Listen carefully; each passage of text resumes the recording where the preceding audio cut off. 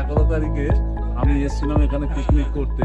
আমি যা পরিবেশ দেখেছি, পরিবেশ দেখার পরে এখন সেদিনকেই আমরা ডিসিশন নিয়েছি। আমাদের ছিল মানে রঞ্জিত মুখার্জি ছিল, স্বপন সেনগুপ্ত এক্স ফুটবলার, তার মধ্যে হচ্ছে আমিও ছিলাম, আমি সচিন ঘোষ। তা তোমাদের আয়োজন দেখে আমি মুগ্ধ হয়ে গেছিলাম। ইভেন আজকে যে ধরনের আয়োজন করেছো, আগের দিনে যেভাবে করেছিল, একটা ড্রব্যাক ছিল, যেটা হচ্ছে আমি বলেছিলাম যে পার্টির মধ্যে মাটনটা দিতে, সেটাও তোমরা পরিপূর্ণ করে সুন্দর জায়গা, সুন্দর পরিবেশ তৈরি করে দিয়েছে। তার জন্য আমরা মুগ্ধ হয়ে গেছি। খাবার কোয়ালিটি কিরকম ছিল স্যার? কোয়ালিটি দুর্ধর্ষ, খুবই ভালো, খুব ভালো।